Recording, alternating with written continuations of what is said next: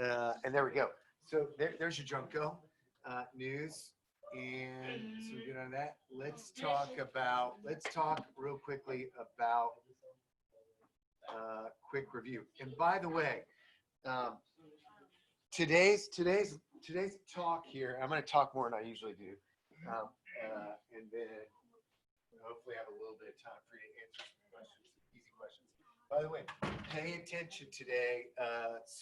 Because I hope to have maybe a good discussion about some stuff, but also some of the answers. I got like 4 questions for you to answer tonight, and I'm going to be giving you the answers. So you don't have to take notes. I just want you to listen. Okay, and I hope some folks ask some questions. Okay, so remember where we're at. We were at the nitrogen cycle, and we talked about the phosphorus cycle, and then we started talking in the water cycle, and we connected hopefully all these things to North Manchester. So water cycle, what's the term that means like the water's going into the soil? Infiltration, right? What's the term that means the water is like going through the plant and then it leaves? Yeah, transpiration. What happens when it comes out of the sky like it's doing right now outside? Precipitation. By the way, is that abiotic or biotic out there? That's abiotic, right? Water's not alive. There might be some living stuff in the water, but water itself's not alive. Okay, great. You got the water cycle. Okay, now I did say, and nobody could get this first period, and maybe it was just because everyone still was sleepy, but I told you that when I said the nitrogen cycle, you should automatically think of this one word. What's the one word? Okay, nice guess. No, bacteria, right? Okay, good job, bacteria. Why bacteria? Because bacteria fixes that nitrogen and makes it useful. And remember, we need the nitrogen for a couple things, right? Number one, our DNA needs it. Okay, we need to be able to put those amino acids together to make protein, and that's who we are, right? Now, the phosphorus cycle, I didn't say don't associate phosphorus cycle with bacteria. I said associate the phosphorus cycle with what? Rocks, right?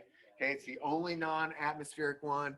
Okay, and so we have to get it from rocks. So see if you can answer this question. Why do I eat food? Yeah, to open doors, right? Okay, now not physically just me opening that door right there.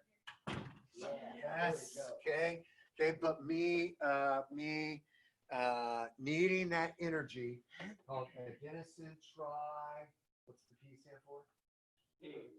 Phosphate, right? Phosphate, right? And there we go. So we know that phosphate comes from our soil. Okay, it makes it a river's cloudy if it rains more than an inch in an hour. Okay, then we start talking about this rock, right? Okay, and this rock, how old is this rock? It's about 1,000,000 years old, and this is coal, right? And right now it's being burned down in southern Indiana or in Kentucky or Cincinnati, Ohio to give me this electricity because it's being burned to heat water. But what happens when you boil water? Steam, right? You die. And once you get that steam going, it turns a turbine, and then boom, we got electricity. All right. So this is about 1,000,000 years old. Okay, and it's been in the ground for 1,000,000 years old until I dug it up and burned it, right? That's a key factor because of what I want to talk about next. Now, in this lecture, okay, there's going to be some of you that are like, I want you to raise your hands and ask questions if this is the case, but I also want you to kind of stick with me, okay, because I'm going to give you some information that that hopefully will stick with you for a while. Okay, so we're going to talk about the greenhouse effect. We're going to talk about climate change. Now I know some of us, I got to meet some of you last year when Mr. Fernandez's little debate class. We talked about climate change. I want to revisit some of that today. Okay, and I want you to ask me some questions. You can ask me anything, and I'll give you the straight answer. But stick with me on this. Okay, everybody cool? Okay, so if I were to go out in the greenhouse right now, and we're not going to do this, but like, do you think it's going to be warmer up there than it is in this room? Yeah. Why is it warmer? Okay, sun comes in and then it can't leave. We've all got in a hot car, right? In the summertime, maybe burned our little legs, we're wearing shorts on a leather seat because the windows have been like up this time. Y'all with me on this? Right? Okay, cool. So that's the greenhouse effect. But I want, before we start talking about the greenhouse effect, I want to tell you where I get my information. And I like this chart and the next one, or this little pie graph that I'm going to show you. So what's the difference between like something like a magazine like, here we go, Rock and Ice, okay? And then a magazine like this, Science, okay? Both are, it involves some sciencey kind of stuff. Okay, but what would be the difference between these two things? Anybody know? Okay. One has more mass. Okay, definitely, Jack. One, I'm assuming, is dedicated to a certain subject. Yeah, sure. Yeah, this is Rock and Ice, and this is for climbers. Yeah, and this one's Science is what were you gonna say, Sloan? Well, one specifically like explains where science as a subject, and one just focuses on rocks. Okay, great. Yep, you're exactly right. I will also tell you this, that I could publish an article in this pretty easily, I think. I could never publish an article in this, not at this point. This is a peer-reviewed journal. What does that mean, peer-reviewed journal?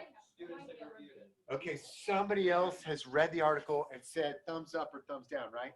So let's say I'm a scientist and I've done a lot of research. Okay, let's say I'm a climate scientist and I've done all this research and I want to publish my work. Okay, who's my peer that would be reading it? Would it be Hannah, my wife? Okay, other scientists, and not just other, just like what if yeah, it would be someone who would be a climate scientist. Okay, I'm not going to give it to a plant botanist and say like, hey, what do you think about this? Okay, my buddy just published this article. Okay, isoprene suppression by CO2 is not due to triose phosphate utilization limitation. Linus Gogg, he's a buddy of mine. He published this. I read it and I'm like, oh man, I have no idea what's going on here. Okay, even though we're friends, he's not going to give me that paper and say like, hey, we check this over and make sure the science is good, right? Okay, that's a peer-reviewed journal. Okay, y'all with me on this so far? You guys have heard this before, correct? Okay, good. So in 1991 to 2012, there were 13,950 peer-reviewed climate articles and 24 rejected global warming. Okay, now look at this. Look at these stats. This is pretty crazy. And that was 91 to 2012. In 2012 to 2013, okay, right, November to December, there were 2,258. Okay, by 9,136 authors, and only one author rejected. Okay, man-made global warming. So let's talk a little bit about where I'm getting some of this data. Okay, first of all this stuff I'm giving to you is just straight up from science and from doing a lot of research here on this. Okay, from 1951 to 1980, I want you to look over here. We've got like low temperature, so cooler than average in the blue. Okay, average right here. Okay, and then red. Okay, so looking at that, this is the baseline, by the way, that mean of the temperatures. Okay, so if you look from 1981 to 1991, it shifted, and it's continued to shift in 1991 to 2001, and then eventually here's 2001 to 2011. Okay, and we've got, it's definitely getting hotter. Okay, that doesn't mean we can't have cold temps as well, but we're talking about averages. Okay, and looking at these extremes are much higher than they ever have been before. Okay, you may know what this is.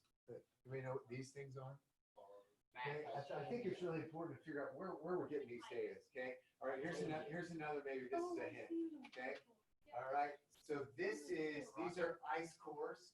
Okay, so yeah, this is ice cores. So we're in Antarctica. Okay, and we are drilling down and we are collecting all kinds of ice core data. Now, why the heck would we want ice core data? Well, here's why. Okay, we want the data because we're looking at something inside the ice. Anybody know what we're looking at? Yeah, it's kind of weird. Nice guess, not poop. Yeah. Okay, there's definitely layers, and each layer is like a year. So like here's a year of ice, okay, and then the next year more ice comes on top of that, more ice comes on top of that. Okay, all right, good. We can see if there's certain thickness. Okay, here's what's crazy about this. We're actually looking inside little tiny air bubbles, you guys, and we're actually pulling out the air and we're looking at the carbon dioxide inside that air bubble. Okay, it's pretty insane. So what have we found? Okay, we can go back about 800,000 years, okay, which is insane. That's a long time, okay? So 8,000 years, look at the CO2 levels. They go up, they go down, they go up, they go down, they go up, up and down, up and down, up and down, up and down. But here's the key thing. They never hit above that dotted line, okay, for 800,000 years, never above 300 parts per million. Hey, Tony. Hey, you gotta get your other stuff. All right. So what's the importance of that? Okay. So we haven't gotten above,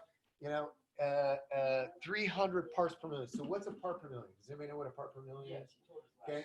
Yeah, I did tell you last time. Okay. It's one drop in a pool at the aquatic center. That's one drop. That's a part per million. So let's take a look right now, and I like this Twitter page called the Keeling Curve, and on the Keeling Curve, it tells us what the parts per million is. So I'm going to go to Twitter, okay, and I'm going to find the Keeling Curve, and I can tell you what we're looking at. Okay, once again, we were never above 300 parts per million, okay, until now.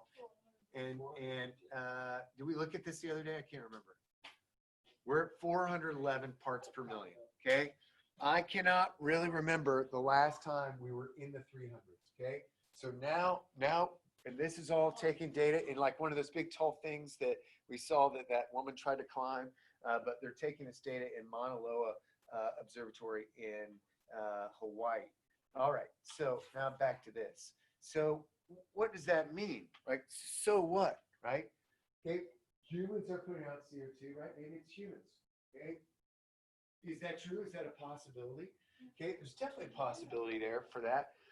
But before we answer some of those questions, I want to show you this, and this was striking to me. So I like the ag perspective, okay?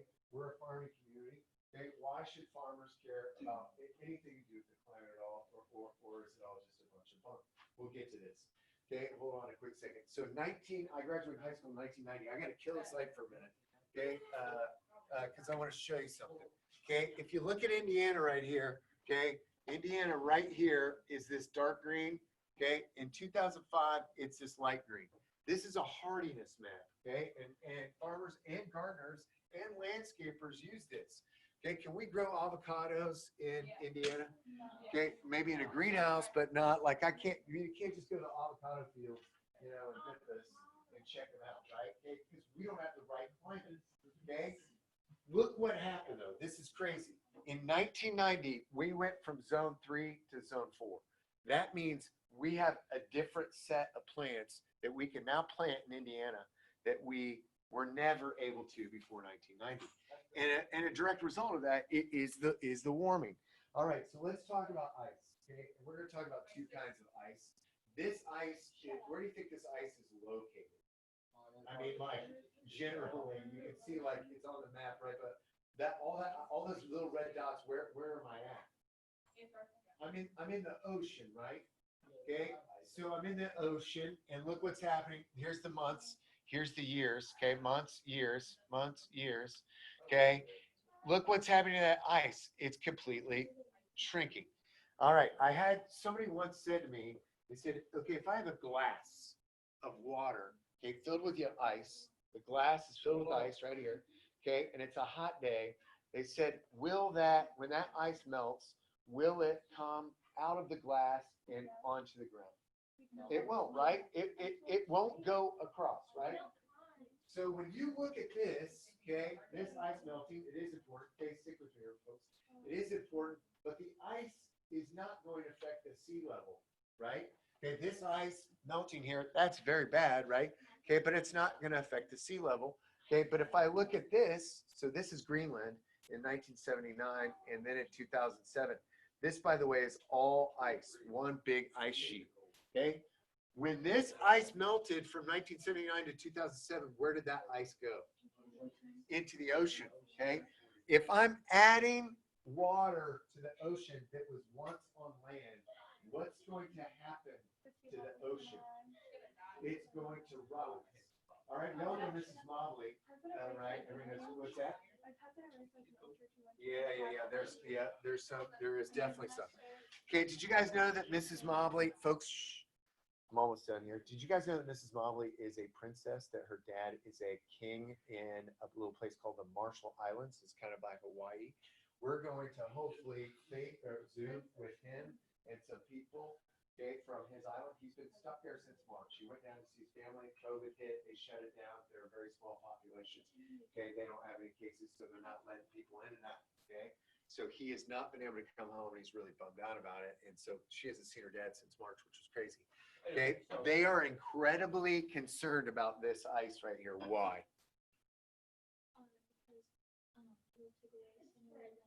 Yeah, not just some of it, all of it, right?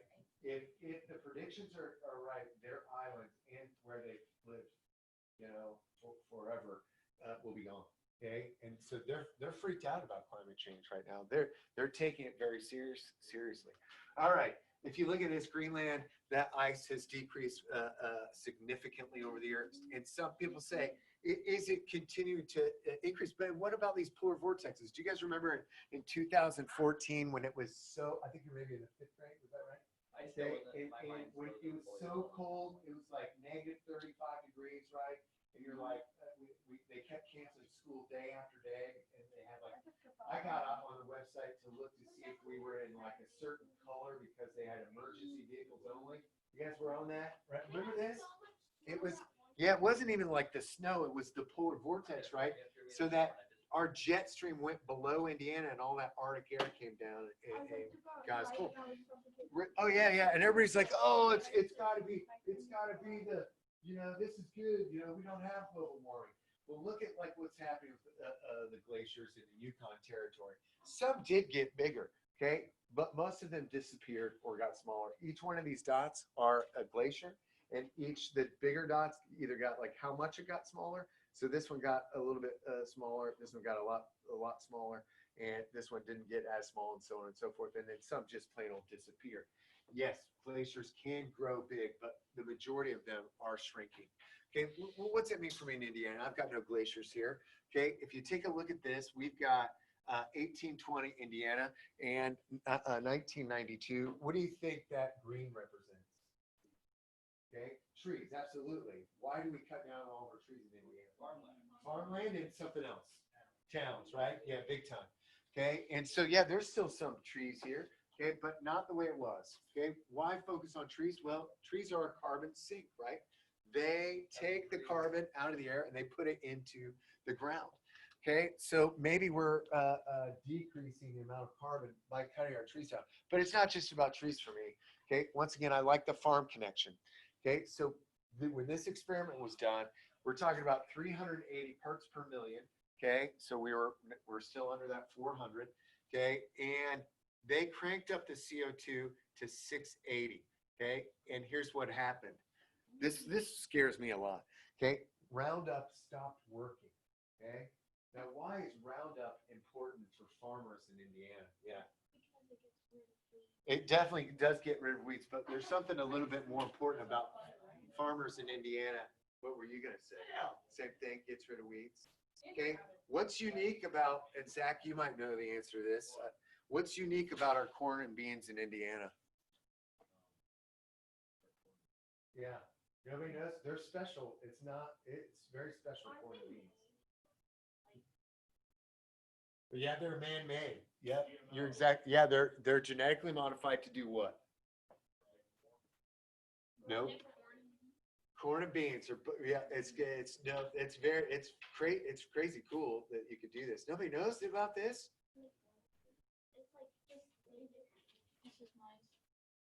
Oh man. Okay, here it is. Here's the story if you didn't know this. All the corn and beans in Indiana, okay, by big farmers, okay, have been genetically modified so you can spray Roundup on the corn and beans and it won't kill the corn and beans. It will only kill the weeds around them. Okay? Right? Okay, now what? Now how's this scary? Okay, you have to buy this from like Bayer. It's now Bayer. It used to be Monsanto. You just can't like save your seed back. In fact, they get really, really mad if you do that, and they can sue you. I know a guy in Pinedo, Indiana, that got sued by Monsanto at the time for saving his seed back, you have to repurchase that every year. But if the CO2 is so high, it's not working, that could be big trouble for farmers. Okay, now look at this. Everybody look at this thing, because I found this and I was just so incredibly stoked. Yeah, Trace, you have a question? So where I work during the summer. Yep. Is my summer job. Yep. So we go around these like, that's for the people, it's like trailer homes. Yep. and the place. Anyway, so we use this, he has this weed killer that like, he mixes a bunch of different ones. Yeah. And it's so powerful that like, we spray it down and we go around the whole thing. And by the time we're back, they're already dying. Ooh, They're like that's- brown. That's freaky, man. That's crazy. You'll get on Imagine YouTube. Yeah, right. drinking Oh, yeah. that. All right. Just imagine So drinking take a look at that. this. That's what- Okay, I'm not going to tell you what these little dots represent yet. Okay, but if you notice, I'm going through time here. So here's my time, and the blue is the cold, and this is the red is the warm. So now it's warm. Now it's cold. Everybody, watch this real quickly. Watch what's happening. Now it's warming up. Now it's getting cold. Warming up. Cold. Warming up. Cold. Okay, warming up. Okay, what's happening when it gets hot here? Let's just talk about the brown dots. When it gets warmer, where are the brown dots going? This is up. And this was some really interesting research done on snake fossils. So all these are species of snakes, all these little dots. Look what happens to the migration of the snake species as it gets warmer. It starts to increase more northward. There are certain animals that don't live here. And I promise you, okay, you can punch me in the face later if I'm wrong, but before you die, okay, I guarantee that we will have fire ants here, okay, in Indiana, but we don't have them now because the temperature is not quite right. They're down in Tennessee. You guys ever stepped on a fire ant mound in Florida? You have, they hurt. They make these giant mounds, and sometimes you just don't even see it, and you step in it, and then they just bite the crap out of you. Okay, really, really, really cool though. Okay, they are slowly migrating north. We're going to have species in Indiana that we've never had before. All right, let's get back to my farming thing too. Okay, so when I look at this, here's my present day. Here are some of the things that we have. We don't really have army worms, and we do have earworms. We have the European ash borer, rootworm. But look what's happening. In the future, all those insects are going to be feeding on our crops. That's something that greatly concerns me. Okay. All right. So most scientists say that global warming is due to natural factors. Okay, that's not really happening. Okay, that it is man-made. So what about Wabash County? All of this data comes from Purdue University. This just came out last year. I was at a conference and got to hang out with this guy named Jeff Dukes. He is a genius and super cool. And so he decided, and his team, they have one of these for every county. So if you want to know what it's going to be like in 2050, okay, so like 30 years from now, okay, what's it going to look like? So currently, so when it says past, that means currently or historically, we have around one day that's greater than 95 degrees per year in Wabash County. By 2050, we're looking at 37. Okay, average coldest -12, going up to -3. Okay, average hottest day, we're looking at more averages of 106 and a plus 16% in rainfall. We'll talk about that rainfall in just a second. Yes. What is past? Past could be like anything So- now, which is, so averages. What's that? What makes that good to choose? That's a great question. Okay, so let's see. Above data shows a comparison of past and future predictions. Past data are average values from 1971 to 2000. 1971 to 2000.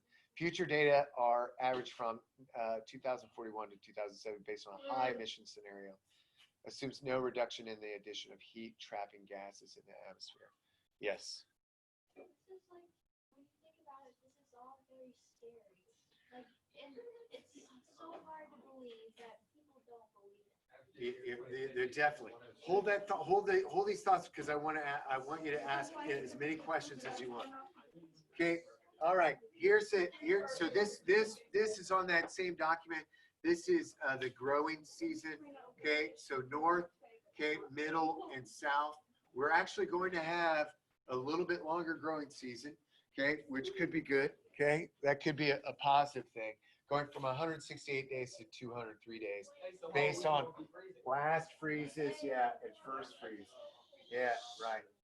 So there is the prediction of raising to 5 degrees and 6 degrees Fahrenheit. Okay, but the rainfall is what people are really worried about.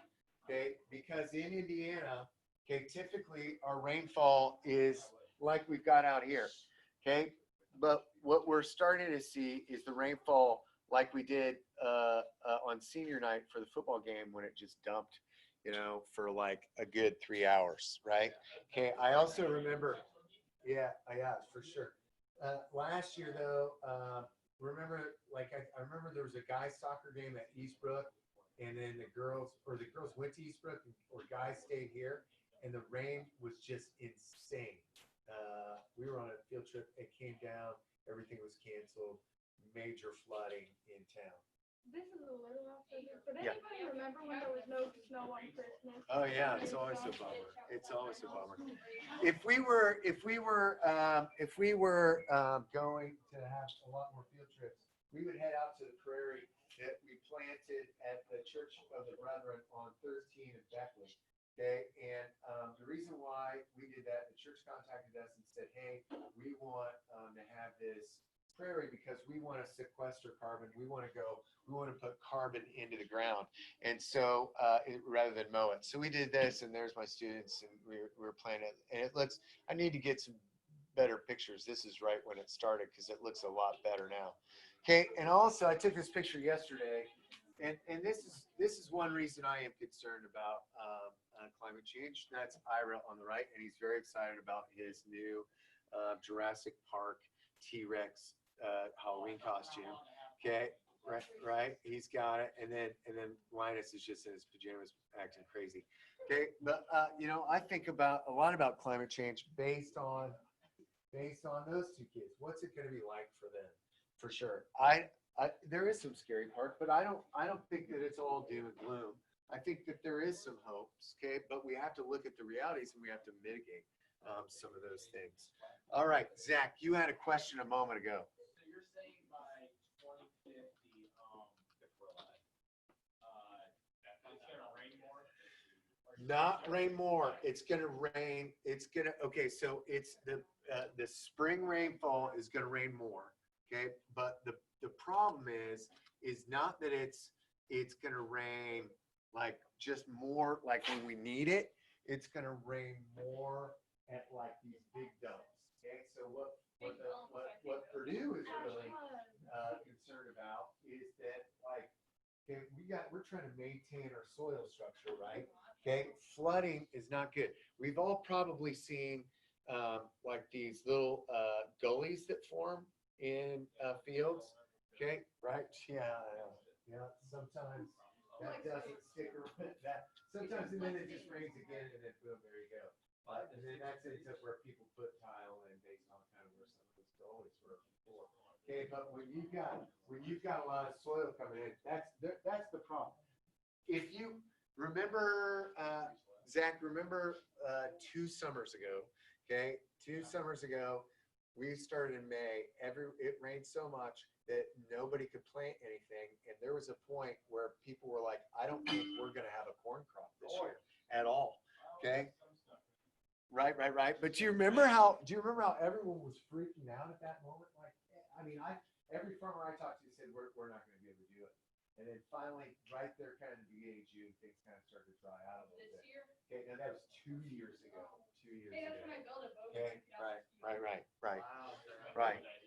Okay, so I want to continue these conversations, but I do want you to go ahead and get on Google Classroom, open up your the document that looks like this. Okay, and what is this?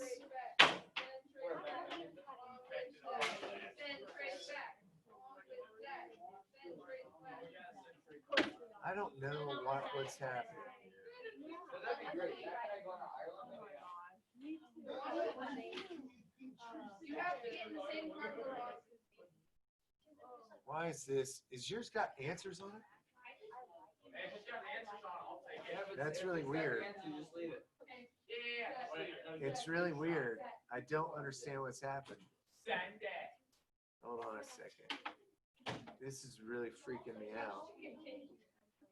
Does yours have, if yours has answers on it?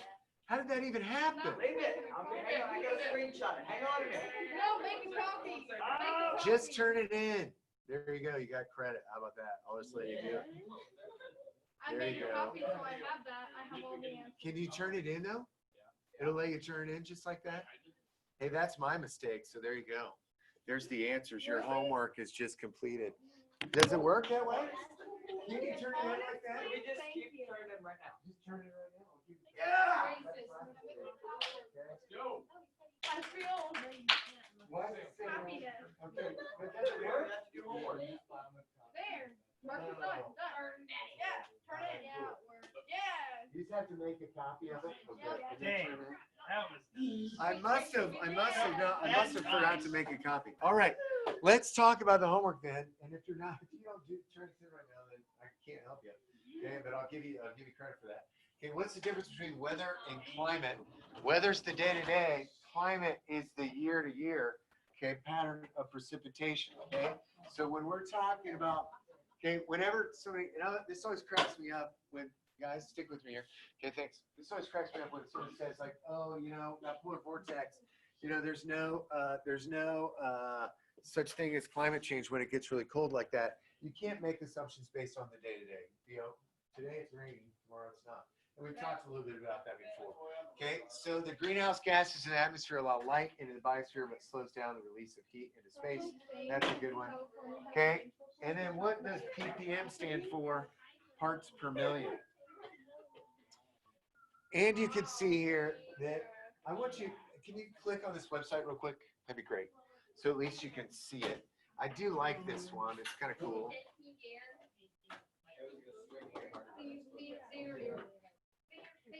All right. If you take a look at this real quickly, you can see, here's the, guys, this is the Mauna Loa Observatory. And you can see last week we were average of 411. A year ago, it was 408. 10 years ago, it was 386. Okay, so, and this just shows you a little bit of those means. Okay, here's a quick question. CO2 levels are going up, okay, and then all of a sudden they're going down. Okay, why do you think CO2 levels go up and down in a year? Okay, why do you think they go up and down? It's something that's happening right here in Indiana right now that's causing CO2 levels to decrease. Or sorry, to increase. Okay, increase, yeah. Something's happening, okay, and it's got nothing to do with cold. How far? Nice guess. No, something's happening like from now until like the next 4 weeks. And after this 4 weeks, our CO2 levels will go up. Think hard. What's happening in Indiana, at our school, that will cause CO2 levels to go up? I'll give you a hint. It has something to do with the seasons. Fall. What about fall? Why do CO2 levels go up in the fall? Trees. The trees, They become naked. they become naked, and so therefore they can't absorb. They're not photosynthesizing, right? Okay. So when we look at this Twitter thing, do you notice that this thing kind of goes up and down, up and down, up and down like this? You see that? The reason it goes up and down is because when it goes up, that's the fall. When it goes down, that's the summer. Okay? Right? Because right now, all those leaves are going to stop photosynthesizing. Where the trees are. Okay? But here's the thing that's freaky. It's not the up and down like here. It's this up like this. Okay? So this is the thing that people are freaked about, is that it continues to go up and up and up and up and up and up and up and up. Right? Okay, I will tell you that we have had glaciers. So like, when's the next ice age? I'll tell you it will come. We'll get cold again someday, but we might be, the fear is that we'd be dead by now. Hopefully. Okay, right? Hope the earth- So here's my nice globe. Okay, there's the equator. Okay, we have seasons because of the tilt. Okay, but every once in a while, like every 44,000 years, 100,000 years, and 22,000 years, okay, the Earth either increases its tilt, okay, a little bit more, okay, or it does this weird thing where the Earth wobbles, okay, kind of like this, as it spins around. Think about like, you know, like when you're spinning a top and then the top like at the end kind of wobbles like that. That's what's happening. Okay. Right. Okay, yeah, right. That'd be cool. That'd be cool. What's our orbit around the sun like? We'll talk more about later. It's an ellipse. Hey, peace out. Thanks, Kay, for joining us. Thanks to everybody for being nice and listening.